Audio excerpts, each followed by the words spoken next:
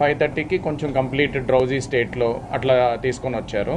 అప్పటికి మాకున్న హిస్టరీ ప్రకారం నిద్రమాత్ర ట్యాబ్లెట్లు కొంత ఎక్కువ మోతాదులో తీసుకున్నారని చెప్పి మాకు ఇన్ఫర్మేషన్ ఉండింది.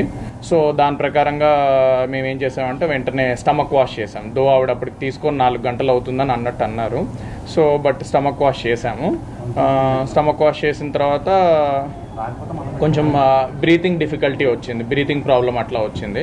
సో బ్రీతింగ్ ప్రాబ్లం అట్లా రాగానే వెంటనే సిటీ స్కాన్ అది చేసుకున్నాము, సిటీ చెస్ట్, సిటీ బ్రెయిన్ అవన్నీ చేసుకున్నాము. కొంచెం పొలమారింది అన్నట్టు తెలిసింది. సో అంటే యూజువల్లీ ఆ మొత్తం మీద ఏమైనా పొలమారు ఉండాలి కొంచెం.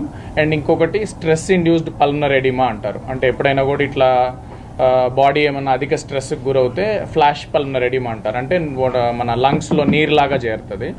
సో దానికి ఇమీడియట్గా వెంటిలేటర్ పెట్టాల్సి వచ్చింది. తర్వాత మేడం ఇంటెన్సివిస్ట్ మేడం ఇంకా వెంటిలేటర్తో మేనేజ్ చేయడం జరిగింది. గుడ్ థింగ్ ఏంటంటే రైట్ నో షీఈ్ దాని ఎఫెక్ట్ ప్రస్తుతానికి ఏమీ కనిపించట్లేదు. మరి ఎక్కువ మోతాదులో తీసుకున్నా కూడా అది ఇబ్బంది ఉండేది. సో బట్ గుడ్ థింగ్ ఏంటంటే స్టేబుల్గానే ఉంది.